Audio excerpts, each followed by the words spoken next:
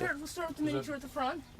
This is a diesel engine, and we run biodiesel. The nice thing about there's a couple of reasons we do biodiesel and not veggie oil. The first one is there's 3 of us, and we don't pull along an extra car. So going out and collecting veggie oil would be a real pain in the ass. If I did do that, I would probably, they sell little trailers now that have a whole biodiesel setup in them that you can just dump it in. In an engine this size, in a vehicle this size, you have to have 2 tanks. And one, so you can start on diesel and then switch to veggie oil and then go back to diesel. And I have a friend who does, that's her thing that she does as an activist, is fuel research. And she actually unconverted her car from veggie oil back to biodiesel because it was easier to make her own biodiesel, and you should never mix biodiesel and veggie oil. So if you're running veggie oil, if you have a single tank, you have to put diesel in. If it gets too cold for veggie oil, you can't put biodiesel in. And if you're doing a start and stop, here, come on in. If you're doing a start and stop where you have to start your engine and stop your engine on diesel, it has to be diesel, it should be diesel, not biodiesel. Now I know some people who's like, oh no, I've done it with biodiesel. Started with biodiesel, then switched to veggie oil, and then went back to biodiesel for years. And then I start talking to them, and it's like, well, yeah, I frequently have to change my filters, and yeah, I blew up an engine and had to rebuild it. So there's a lot of mechanics that then become involved, because what happens is the diesel mixes with the biodiesel. If it gets into the veggie oil, the chemical process that turns veggie oil into biodiesel continues, and it's removing glycerins and other contaminants. Glycerin is a byproduct of biodiesel making. And so it's removing that glycerin and other contaminants. And if it does that in your filters in your engine, it's really bad for your filters in your engine. So you want to make sure that you don't ever combine veggie oil and biodiesel, just for that very reason. So we run on biodiesel. We like biodiesel. I wouldn't go to veggie oil. If I was going to put the money into the bus, I wouldn't put it into a conversion. I would put it into having our own setup so we could make our own biodiesel and do it that way. And you can do biodiesel out of waste veggie oil just like you can do anything else out of waste veggie, just like you can pour it straight in once you filter and clean it. And so, is it, I've never seen biodiesel actually in use or anything. But do you know, like, the process of making biodiesel? Isn't it kind of like chemically intensive? It is chemically intensive. There's particular chemicals that you use. I don't know the chemistry of it. I've seen biodiesel factories, and I've seen backyard biodiesel setups, and I've had friends that run tractors on biodiesel and have to make backyard biodiesel. I've seen that whole spectrum of things. So it does take more chemicals, but for me, by the time you start balancing with, if you're running a veggie oil system, the number of filters and other things that you have to use.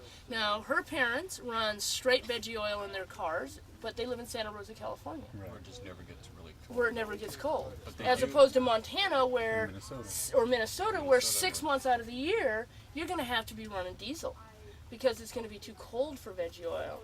And with biodiesel, you can run it later in the year, and you can mix it 50-50 with diesel if you have to, because biodiesel gives you another 10 to 15 degrees in which you can continue running alternative fuels without having to go to diesel. You can put a heater block in and still, a block heater, which, I don't know, in Montana we all have block heaters. It's just, I got a cord hanging out. Yeah, it's par for the course. It may be so here too. A lot of folks and so biodiesel becomes something that you can use for much more, an alternative fuel you can use for much longer, as opposed to veggie oil. So,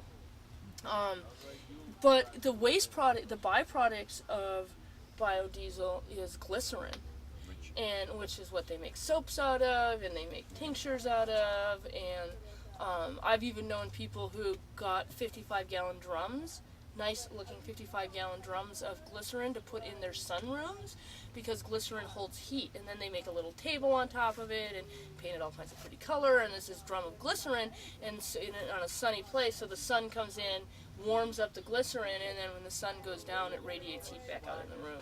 So it's a way to catch and store energy, which is one of our permaculture principles. All these posters, except for this is the permaculture ethics, and then all the rest of the posters around here are permaculture principles. Depending on who you read, there's different permaculture principles. Every author has, the 2 founders of permaculture each have different sets of principles. So we use the 10 we have posters for. That's our plan. On-site resources. They all say the same thing. And Yeah, they're the all same ideas. So catch and store energy is a very common one, how, the different ways we can conserve energy and not use energy. Now, one of the ways we do that is with solar power. And so we have a couple of solar panels on the roof, and it runs down into a control charger, and these are the elements you need in any alternative power system. So from the control charger, which just prevents your batteries from overcharging unless you know what kind of charge they have in them, it goes to the batteries that store the energy. The best thing to use is deep cell batteries.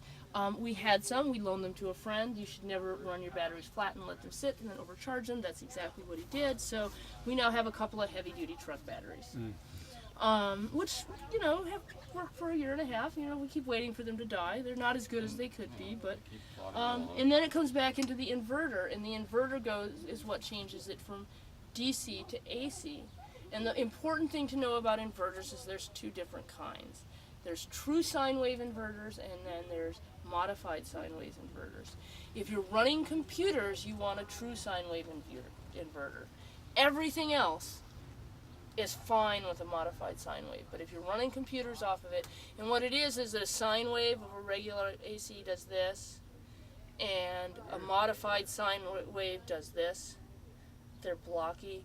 And then the true sine wave inverters, actually, they're not quite a true sine wave. They do this little tiny little jags, so it's much more like a sine wave that you would get with regular electricity. It makes your computers happier, and it doesn't fry them, which is an important thing. So, but this runs but even with these couple of batteries, and we have 200 watts of panels, we run 2 laptops off of it. We have lights, fan, kitchen appliances. Charger, cell phones. It depends on how much sun we're getting, which of those we can use. Now, this particular system was designed by somebody who does construction and also has a lot of friends, lives in California, and so he put it on a bike cart. So a piece of wood down, put the batteries in the bottom of the bike cart, the panel at the angle of the bike cart, and then these 2 things on a board in the back of the bike cart. And it's all designed here so you can actually see how, if you're going to take a picture of it, you might have to swing around to where I am, see how it's wired. And as you can see, what we've done here is instead of going out and buying really expensive heavy gauge wire, we found old broken heavy gauge extension cords and used the wires out of those. So this is just an old extension cord, which is why we have pieces of it, and this is too, which is why we have extra wires hanging out of it. It was a 4-strand extension cord, and we just used 2 strands of it. And so that's a much cheaper way to do your wiring. And then we were going to actually wire the bus like a house and put in fixtures and all of that. But in the meantime, we did this thing where we ran an extension cord to a 6 power strip, and then ran the next extension cord to the next power strip, and did that in each room. And that's such a convenient way of doing it that going back through and actually really wiring it and putting in outlets and stuff seems like ridiculous. You know, it's like, this works. You know, each power strip has a fuse in it, so at each power strip there's a chance for a problem to be caught and shut the system down before it does any real damage. So in a lot of ways it might even be safer than You put, if you're using a mobile thing, the one thing you want to know is you want to use extension cord type stranded wire as opposed to solid wire, because solid house wire in a bus application rattles and then they can get shorts inside of it.